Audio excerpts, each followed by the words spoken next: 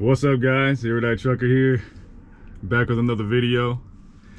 And I am in New York right now, New York State to be specific, making a delivery here, and it is cold. It is very cold. You guys check that out. 11 degrees. Yes. It's the kind of cold that if you go outside without any of your body parts covered up, you're gonna feel cold like in seconds, and like cold enough for your fingertips to hurt, you know. And don't smack your hand on any metal or anything out here, man. That will be the worst feeling you have ever experienced in life if your fingers are cold like that. But I want to show you guys some stuff. While I'm out here, I'm actually waiting for my consignee. That's their building right there, and this is their area where they might unload me, but we'll get to that in a bit. But I actually got this load. It's a load of shingles. I got this load really early yesterday, and I had an extremely short drive. Like, I picked, where was I picked this stuff up in Ohio, these shingles. And anybody familiar with shingles, TMC, Ohio, you know where I got this stuff from. There's only one place where we go for shingles over there, most commonly. I had a 4.5 hour drive to get here, and I got loaded, or I finished loading and securing around noon, 11 or noon, something like that. It was really early, really early. This load wasn't supposed to deliver until today, but I could have tried to deliver it yesterday. But it was going to be down to the wire. You know, this place stopped receiving at 3:30, and you know, I was going to get here right around 3:30. So I just didn't press myself, you know, because it could have put me in a bad position, because if I had put in an empty and they tried to find another load for me to pick up yesterday, it would have ended up being a leftover load because of the time I would have gotten here, like around 3:34. Like, there's no good loads left over after that. You know, so it could have messed things up. I was like, you know, forget it. I'll just deliver it as scheduled, you know, Tuesday, and have a full fresh clock to get something good again. But for this load to have been such a short drive, it paid really well for the amount of miles I had to drive. I don't think I can disclose exactly the amount that it paid, but it was a 4-digit amount that this load paid to drive for 4.5 hours. So it was really good. It was really good, I'll say that. I was a lucky one today, or yesterday I was. But outside of that, when it's cold out here like this, there's a few things you got to do. And it got cold in this truck last night. I mean, I was running my bunk heater. Since I got here so early, I ended up stopping at a rest area before I came here, because this place was actually still open at the time that I would have come here, because I called the consignee ahead of time. I looked their number up on Google Maps and called them myself just to check, because I looked at this place, and as you can see, the road is right there. I'm parked right inside their lot here. It's not big, and I got my hood up, and I'll show you something there too. There's not a lot of space, but my load notes said that they had on-site parking in the front, which this is the front. And I was like, I don't know, that looks kind of sketchy. That does not look like a lot of space, you know, for a semi truck. So I called them, found out, and I could park here overnight, but during business hours, wasn't gonna be any space. So they said I could just wait until after they closed. So I drove like 3.5 hours and parked at a rest area a bit further west, and then just drove the rest of the way here the last hour after they were closed. And I got here around like 6:50 or something like that, I don't know. But my clock's already refreshed, and I'm just waiting for them to open up, because it is 7:25 right now, and they open either 8 or 8:30, I can't recall. There's only one guy here. This guy just showed up, and he's in there right now, so I guess he's the guy that opens the store, or he does whatever he does. But they're not officially open yet. I haven't tried to check in. But when you're out here and it's so cold, it's like 15 degrees or below, that's when you need to start monitoring the truck, because by TMC standards, when it's 15 degrees outside, you need to treat your fuel, and to make sure that your fuel does not gel up, okay? I talked about this a bit in my Trucker's Winter Survival Guide. Check out that video. I'll try to put a card around here or somewhere in the description as well for you guys to check that video out. It's very good information, especially for when you're dealing with the wintertime out here. But you want to treat your fuel. I treated my fuel. Let's actually get out so I can show you some stuff. and some other things you need to do. If I can find it. All right, here we go. This is some of that anti-gel treatments, and you pour that in your fuel tanks. At TMC, they give you this stuff when you go to a terminal, or if you need to buy it, you know, you can just purchase it from the truck stop, and then, you know, TMC will reimburse you once you fill out the form, and you'll get your money back. But in the wintertime, you need to always make sure you keep at least 2 bottles of this in your truck with you at all times, because you never know for sure where you're gonna go. Always have it, just in case you need it, and you're gonna be somewhere where it's gonna be cold like this. It treats up to 320 gallons of fuel. And these tanks the TMC uses, as you can see right there, they have a capacity of 100 gallons per tank. So 200 gallons total. So 1 bottle is more than enough to treat both tanks. So just what I do, I just pour half and half. The reason I didn't use all of this is because I didn't have full fuel tanks when I came out here. I had like slightly over half of a tank, so I just kind of split the difference just to have enough in both tanks.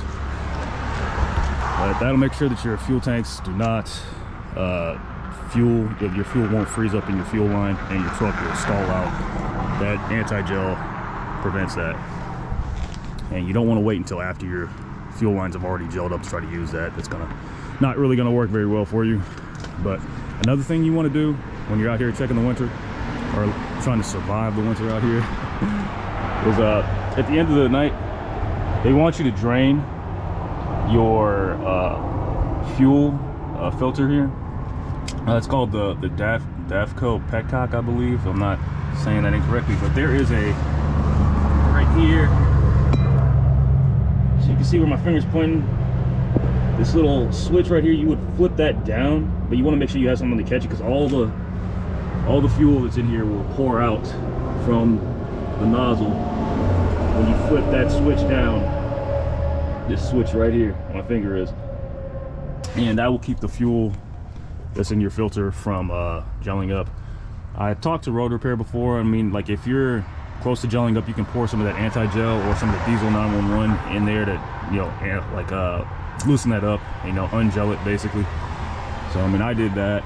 I didn't have a gel problem, but I was just kind of trying to counteract that before I got here yesterday. So that's one thing you want to do, drain that out so it doesn't gel up if it's going to be cold enough.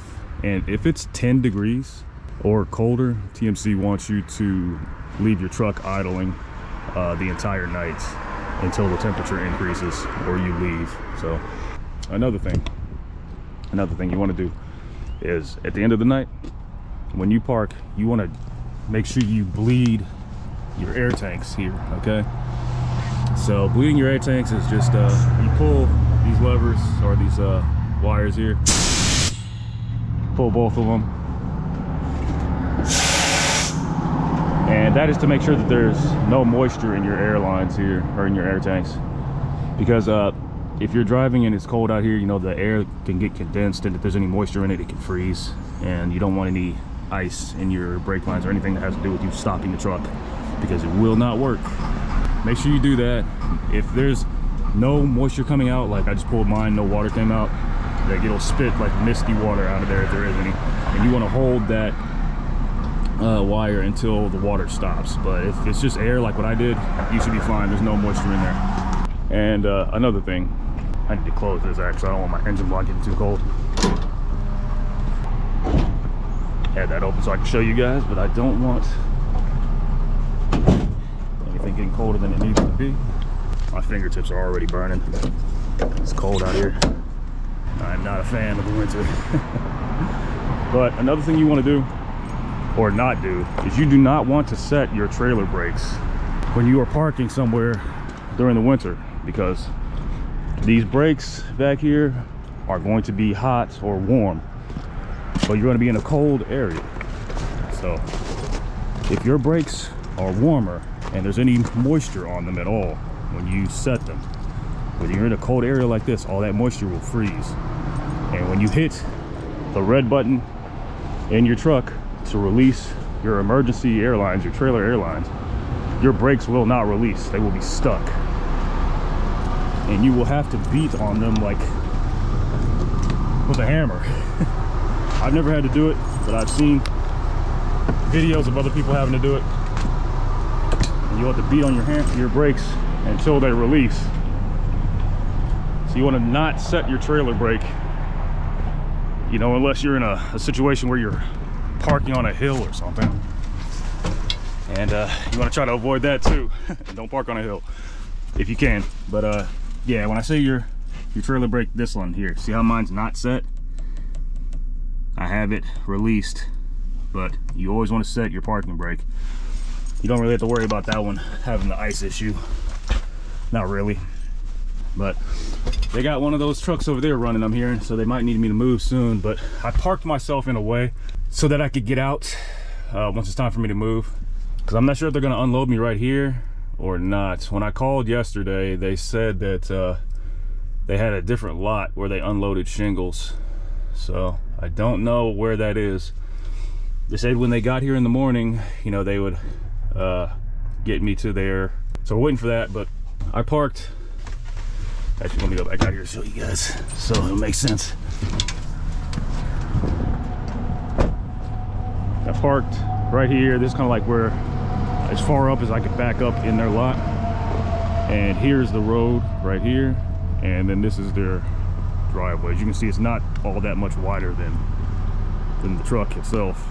So what I was planning on doing, I can either, depending on where their shingle lot is, I can drive out of here and go straight ahead down that road, or I can swing very wide, maybe even cross over to that other business's driveway a little bit, make a U-turn and go back out the way I came, because I came from down that way.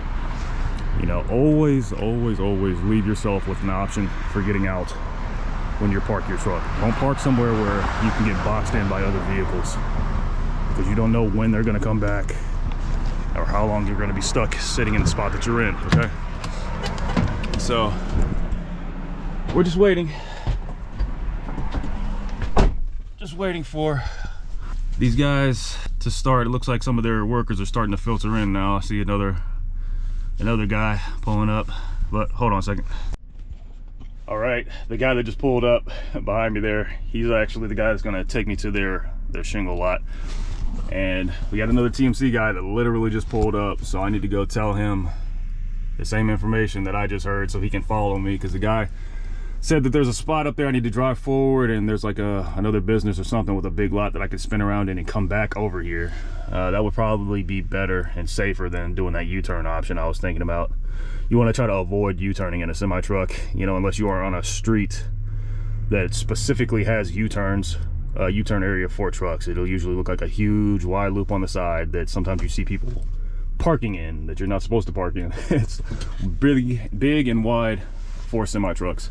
But I gotta help this guy before he gets stuck, because he's gonna have a hard time trying to make a left turn coming out of this driveway to go there. I'll tell you that. But we'll pick things up once we get ourselves sorted out. I need to start my clock because I have to sit for 10 minutes for my pre-trip. We will move on from there. I'll catch up with you guys in a little bit. All right, getting unloaded now. This place was just like a block or two away from where I was parked. Shouldn't take too long.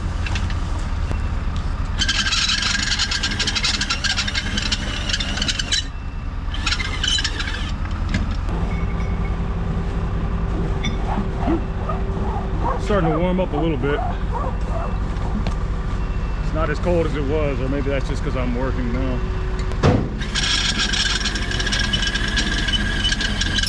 We're actually, this place is like right next to the neighborhood. It's like a little storage space that they have for the shingles. It's not an actual brick and mortar business area like we were just at.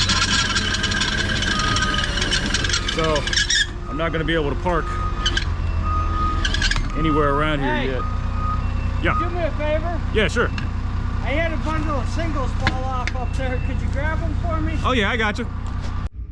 All right, I had to help the unloader. He dropped one of these shingle bundles off the pallet. I just had to help him put that back up there real quick. But I got all my stuff put away, all my securement, and we're just waiting for him to take the last few pallets off of here. And when I got here, last night, or actually before that, yesterday, when I got dispatched on this load, when I was doing my trip planning, I could see how small that lot was that I was delivering to, or at least the delivery address. Like I told you guys before, I confirmed with them that they weren't going to be unloading me there, and I'll actually, here if I can, show you where I am. Kind of where, this is the road right here. This is like, kind of like a residential area, houses and everything. That's the other TMC driver over there, followed me this way. And I guess this is a building, but you can see that's their little storage area. Over there is where they keep all of their shingles, because the other place was very, very small, very small. So, like I said, this is only like a couple of blocks away from where I was, and the unloader was telling me, you know, next time if I deliver here, I can just come straight to this area right here and just park here, not have to follow them in the morning or anything. I don't know if I'll ever come back here or not, but I guess it won't hurt to write down the address for this building just in case. That way I know if I can keep a note for myself. I usually do stuff like that with little special circumstances like this one. So it couldn't hurt, just in case. Yeah, I put in my empty already because I figured it was gonna take them a while. My fleet manager was going to be just getting into the office and getting rolling when I was sitting over there. But you always want to time that properly. You don't want to send in your empty when you are nowhere near being unloaded, because you might get dispatched on something, especially in the afternoon. You don't want to get dispatched on something that's like a 2-hour drive away, and you don't have enough time to drive there and make it before, you know, their shipping hours end, you know, and you end up missing out on a load. So you always want to make sure that you're actually close to being actually empty, you know, before you put in that empty. That way you can just move straight from one thing to the next. Back to when I was saying I was trip planning. I saw how small that lot was that I was going to be delivering to, and I knew, like, if they unload me there, you know, especially with their unload time being like 8 a.m., you know, I probably won't have a load super fast. Well, usually it's more like 7 a.m. people are unloading you, but with this one I was like, yeah, I might not, my fleet manager might not be in the office and ready to dispatch me on something new by the time they get me empty, so I better plan a place to go park the truck and sit if I need to wait for a dispatch, which is something you always want to do if you are going to be delivering to some place that does not have on-site parking. Like, for when you get there and you deliver, if they tell you, hey, you got to leave, you can't sit here very long, you know, you always want to have a place planned out that's hopefully as close by to where you're delivering as possible, so you can shoot over there and just sit down for a second if you need to wait for your fleet manager to dispatch you on a new load. But I saw a rest area when I was trip planning yesterday that was going westbound. So the way that I came in on the east, so going back west to get out of here, there's a rest area like 12 minutes away from where I currently am. So that's where I was gonna go if they got done unloading me, taking off the second to last pallet to make sure, see if I need to hurry up with this. But I made sure, like, it's like 12 minutes away, so I could go shoot over there and wait if I needed to wait for my next dispatch. But I already got dispatched on a new load probably about 10 minutes ago. So I'm just gonna go head over there. I already did my trip planning for that. I'm going to go to Pennsylvania. We're gonna go pick up some plywood, taking it to Indiana. Now that should be easy enough. It's only an hour drive away to pick up the freight, but it's a lot longer of a drive to Indiana after that. It's like an 8.5 hour drive, so it's gonna be like an all-day thing. I'm not gonna get all the way there today just because there's no on-site parking at the consignee for the next load. So I have not trip planned my stopping point for tonight yet. I'll do that once I pick up the load. Before I leave the shipper, I'll square all that away. You always want to make sure that you have your stopping point planned before you get on the road. Don't figure it out along the way, because you'll set yourself up to be in a potentially bad circumstance. You know, you don't want to try to figure it out on the fly. You want to be sitting down, cool, calm, and collected. Take your time, plan it out, map it out, and you will eliminate stress from your workday. Trust me. I need to stop by a terminal. I don't know if I'll be going around the Brownsburg terminal. Actually, no, I won't. Because the city that I'm delivering to is nowhere near Brownsburg. So I needed to get some padded tarps. This truck does not have any padded tarps on it. It's a truck that I just recovered, so no padded tarps. And I think that's the main thing that I actually need. No tire chains. I don't have tire chains on this truck either, so whenever I can, I'll swing by that way. But he's pulling off, as you can see, the last pallet right now. If you can see in my mirror there. So I'm about to have him sign my paperwork, and I'm gonna get on the road, and we will keep moving. And I suppose I can keep this video going for a little bit longer. All right, let me get this paperwork signed, guys, and we'll get out of here. All right, guys, what's up? It's the next morning. We're getting unloaded right now, just about done. You can see in that mirror. It's taking the last bundle, maybe second to last. Nope, that's it. That's the last one. Taking the last bundle of the plywood off.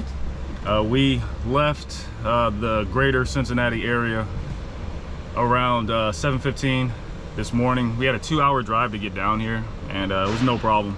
I ran into like a little bit of rush hour traffic, you know, trying to get across the bridge out of Ohio and into Kentucky to cross into the Indiana area, but no problem, really. It's about 11 o'clock now, and I actually got my next dispatch already, really fast. We're going back the way we came, pretty much. Anybody who's been at TMC for any length of time knows if you're in the southern Ohio, northern Kentucky realm, maybe even you know, eastern Indiana, you know, it's very likely that you're going to get dispatched to Silver Grove, Kentucky to go pick up drywall. And that's exactly where they got me going. And the funny thing about that is it's basically taking me the exact way that I came in here, you know, pretty much the same amount of time that I drove to get down here to deliver, to go over there. Looks like that load's gonna have me going to Alabama, Birmingham, Alabama with this one. We'll be heading out of here shortly. Once I get my paperwork signed, I've already got all my securement put away, and we will be rolling. Where are we now? I guess northeast, I guess, from where we currently are. And we shouldn't run into any rush hour traffic. That's all done. So we should have a pretty smooth trip up there. Hopefully it'll be a preloaded trailer, so I can just do a trailer swap and I don't have to sit there to be live loaded. But hold on, let me go get my paperwork signed. All right, back rolling. We pulled off here to the side. I've already got my my trip plan all set up. Well, mostly. But it's 2 hours to get to Silver Grove from here. And after that, to get to Birmingham, Alabama, it's 8 hours and 14 minutes. I'm not super thrilled by that. I don't really want to drive that far. But I'm not gonna make it all the way there today. I mean, even if I could, it wouldn't make a difference. There's no on-site parking at the Consignee. And I have 10 hours of duty time on my clock, roughly, and I have 8 hours, 43 minutes of drive time. So we're gonna burn up like 2 hours of that just driving over there to Silver Grove.